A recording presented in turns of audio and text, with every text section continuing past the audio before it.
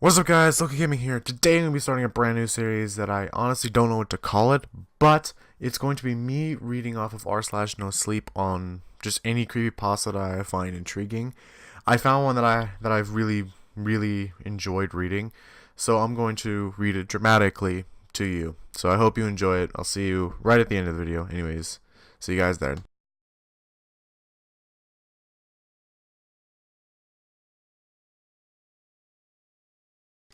I'm a Park Service Sidewinder, and I have stories to share. This has taken me the better part of a month to work up the courage to tell the tales I've experienced.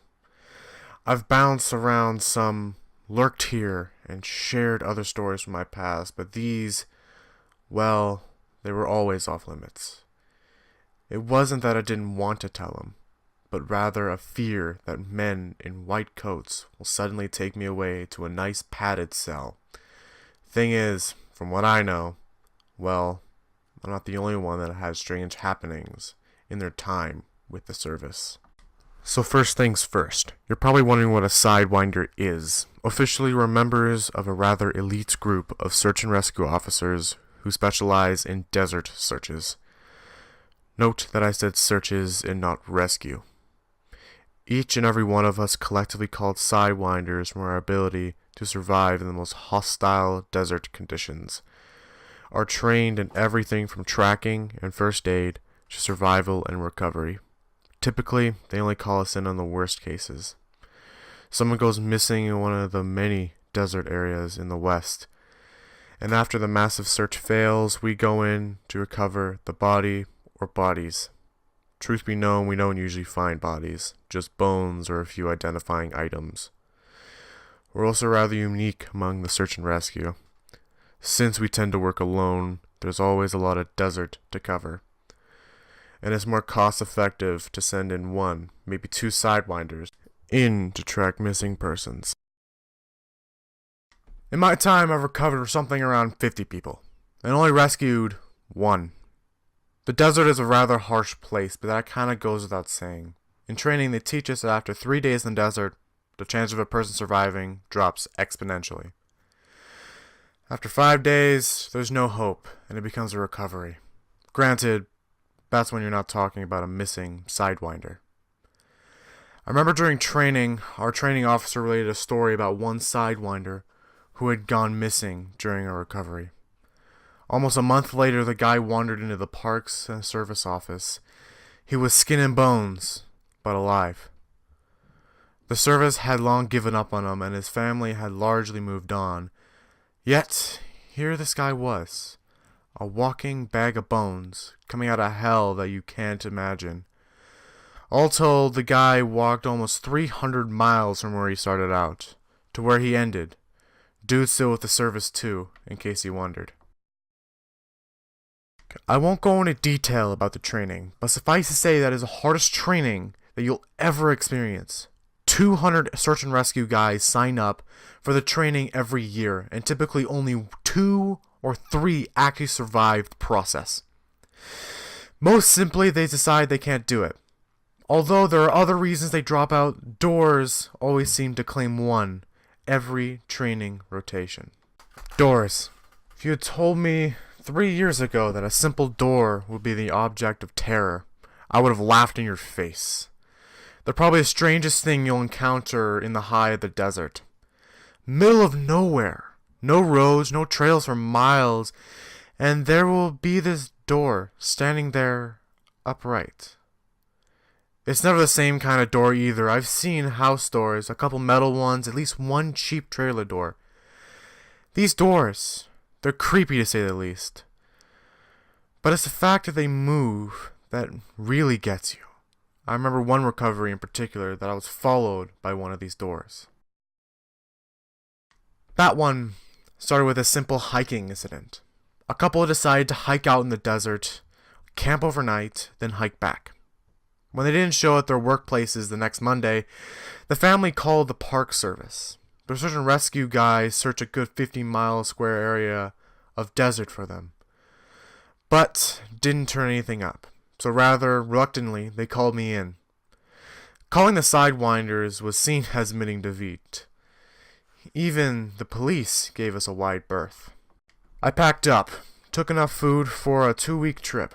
MREs are handy in that regard. And enough water to pack in and out. With that, I hiked into the desert to follow their steps and try to retrace where they may have gone and hopefully find this pair. Their trail was pretty easy to follow for the first few hours before it turned off the established path and cut across a sandpan. Their tracks showed that they were walking side by side then, and continued on for upwards of 5 miles like that before I found something that sent chills up my spine. The tracks suddenly turned to the left and seemed to circle around a point up on one of the dunes. There was no reason for them to do that, at least nothing visible. From then on, the path continued back down and headed almost directly away from that spot. The tracks continued on before coming to a stop in the lee of a dune. They had simply evaporated. However, I knew that they couldn't have gone far. If they made the same time I had, then they would likely have reached that point about the same time I did. Thinking like hikers, I decided that I'd look for some shelter. A short distance away, as I picked my way through scrub and around rocks, I came to a good camping site, located in the shade of a larger rock wall with a nice overhang. I spread out my bedroll and then set to getting something to eat. I think it was then that I first noticed the door. Now, you need to keep in mind that by that point I've stumbled over several of those before. This one seemed different though. It was located a short distance away, just down from where I sat. I knew well enough to steer clear from them, as they were bad news, but I had to admit, I was curious.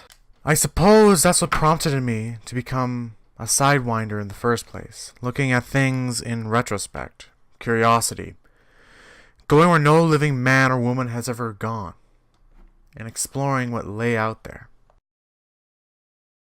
The door was this large house front door, painted a bright red, so bright that it seemed to shine in the waning light. It stood there like the house it once occupied had long since fallen, and this chunk of wood had somehow managed to stay standing. Lifting my glass of water to it, I gave it a light nod as if saying, "Yes, I know you're there," and then ate, and went to sleep. I rose with the dawn, packed up and kicked out my fire, before heading out on further. The door was gone, no surprise there. They tended to do that. I picked up the trail shortly after, and found the remnants of a camp. From the looks of things, the couple had camped there for a day before leaving suddenly. Everything was torn, there were signs of a struggle, or more likely, a fight.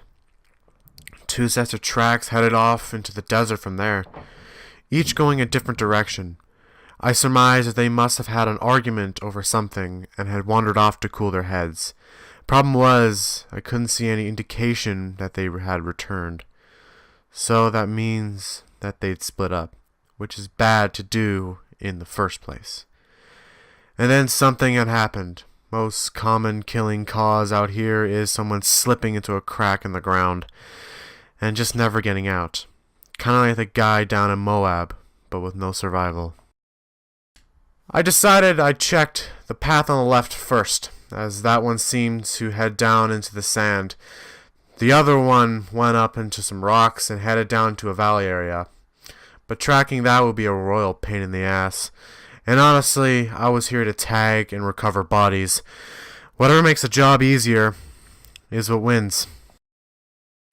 I followed that sandy trail a good 300 feet before it simply stopped. Not petered out as it often happens. Not turning back on itself. Nope. It just stopped. Mid-step, no less. Turning around and checking my maps, I made a note of this for an aerial search before turning around to walk back. Behind me, not 3 feet from the trail, and maybe 20 from where I stood, was that same red door. I stopped in my tracks there, pausing for a long time. Chills ran up my spine and I broke out in a cold sweat. I probably stood there for a good 10 minutes before I mustered up the courage to walk back the way I came. I didn't even shoot a glance at the door then, opting to ignore it from that point on forward. Leaving it in my wake, I continued on to follow the second track. That one continued deeper into the desert and seemed to be headed in a particular direction, as if the person leaving it had known where they were going. Sadly, nothing lay in that direction, at least not for a good 100 miles of hard scrub. Well, let me rephrase that. Nothing worth finding. There was that damn door. I'd see it every now and then, usually off the trail a short distance, sometimes even hidden up at the top of a bluff. That there was no way for it to be put up there in the first place. Always following me, always beckoning me closer. In the end, after a good week out on the search, I call it quits. I hiked back, providing the SNR guys with the evidence I had found, and suggesting that they just write it off. The desert had claimed 2 more, or maybe the doors had. It would be another good year and a half further on before there would be some closure to that story. While on fire patrol outside Vegas, a park ranger saw smoke rising off in the distance. Driving that way, he eventually came to the source of the smoke. It was the remnants of a small brush fire that was quickly burning itself out. He was reportedly about to chalk it up to lightning when he tripped over the bodies. The strange thing, he would later tell authorities that the 2 looked like they just appeared from nowhere. Trails leading to where they lay were quickly found, but those trails just appeared out of thin air. An autopsy was performed, and it was discovered that they had died from exposure. They were identified by the family as being the pair who I had been sent after, though the mysteries remained. For example, how had they, with no food or water, crossed a full 500 miles of open desert? Why were their clothes untouched by the weather? And strangest of all, how had they managed to keep their cellular phones at full charge, with nothing to charge them with? I have many other stories to tell, such as a town you won't find on any map, or the many ghosts that wander the sands, or a sheer number of planes that simply vanish in this area. When I have some time, I'll post these. Anyways, guys, that has been all. I really hope you enjoyed this new type of video I'm gonna try to make. It did take me a while to make this because I had to first off find a good story, as well as, figure out how I should read it and blah blah blah. But anyways, I really hope you enjoyed that. If you really enjoyed that, drop a like, comment why you liked it, get subscribed, do all that beautiful, beautiful stuff, and I hope to see you guys in the next video. Peace out.